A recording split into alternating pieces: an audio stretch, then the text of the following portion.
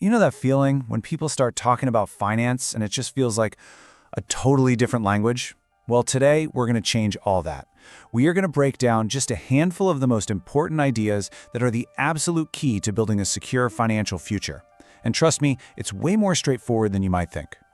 So, let's just dive right in with a question that's really at the heart of, well, all of finance. Why is a dollar today worth more than a dollar tomorrow? And nope, this isn't a riddle. The answer is actually the key that unlocks the very first major concept we need to get our heads around. And really, that's our whole goal here. You absolutely do not need to be some kind of financial wizard. Just by really understanding a few key principles, and yeah, it starts with the answer to that question, you'll have the foundation, the solid ground you need to actually start making progress on your financial goals. Okay, so our first, and I'd argue most important idea, is all about time. It's a concept called the time value of money. And honestly, it's the bedrock. Everything else in finance is pretty much built right on top of this one idea. So what does that mean? Put simply, the money in your pocket right now is worth more than the exact same amount of money you might get, say, a year from now. And why is that? It's all because the money you have today, it has the potential to grow. And this breaks down into three pretty simple reasons. First up is certainty, right? A dollar in your hand is, well, it's a sure thing. A dollar someone promises you in the future, not so much. Then there's opportunity. You can take that dollar today and invest it, you can put it to work to earn more money, and finally, there's the big one, inflation. We'll talk more about this later, but basically it means that over time, that same dollar just won't buy as much stuff as it does today. So, this idea of money growing over time, it leads us perfectly into our second big concept. Look, if the time value of money is the fundamental rule of the game, then compounding is the powerful engine that actually makes it all happen. It's the real secret sauce for financial growth. There's this fantastic quote, people often say it was Einstein who said it, that just nails the power of compounding. It really hammers home a critical point. This is a force in the universe, and you really want it working for you, not against you. Okay, so what exactly is it? At its core, compounding is just interest on interest, or maybe growth on growth. It's not just your original money that's earning a return, it's also the returns themselves that start earning their own returns. The best way to picture it is a snowball rolling down a really long hill. It starts off tiny, but as it rolls, it picks up more and more snow, getting bigger and bigger, faster and faster. Let's make this real with a quick example. So, you start with 10,000 pounds. In year 1, at 5%, it earns 500 pounds. Easy enough? Your new total is 10,500. But here's where the magic happens. In year 2, you're not earning interest on the original 10,000, you're earning it on the new total. So you make 525 pounds. See that? That extra 25 quid, that's your interest earning its own interest. It seems small now, I know, but you stretch that out over a few decades and that tiny difference becomes absolutely massive.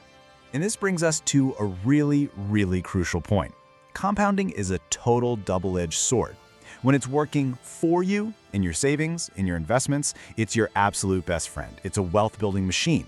But when it's working against you, like with high-interest credit card debt, it is your worst enemy. It's making what you owe balloon, growing bigger and bigger, faster and faster. All right, so it's one thing to understand these big forces, but how do we actually use this knowledge? Let's talk about a couple of thinking tools for your financial toolkit. Things that can help you make smarter choices every single day. The first tool is called opportunity cost, and it's simple, really. Every single time you say yes to something, you are, by definition, saying no to something else. The opportunity cost is just the value of that next best thing you didn't choose. It's like the hidden price tag on every single decision you make.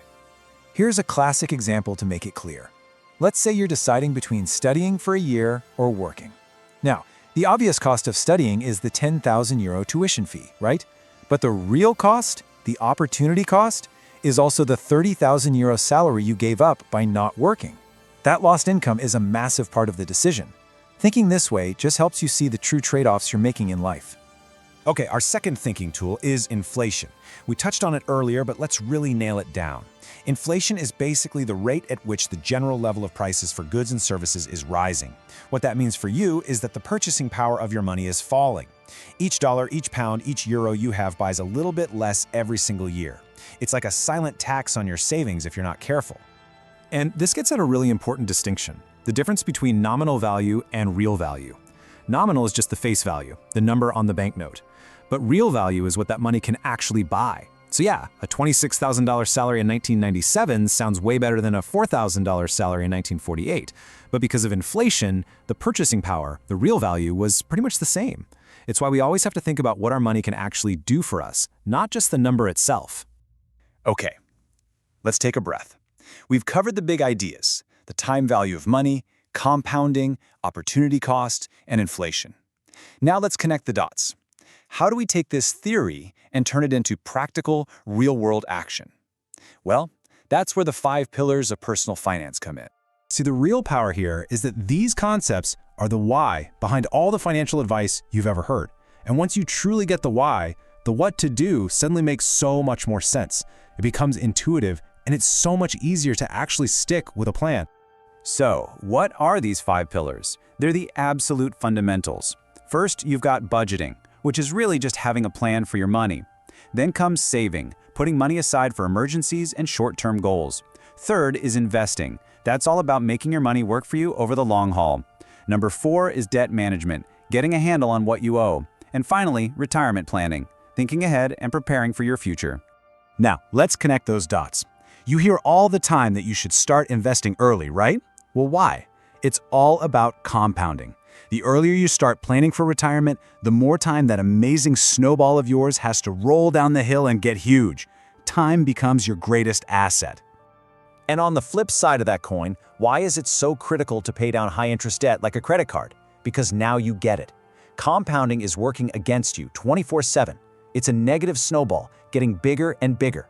So great debt management is all about stopping that thing in its tracks before it gets out of control. So there you have it. We've laid the foundation.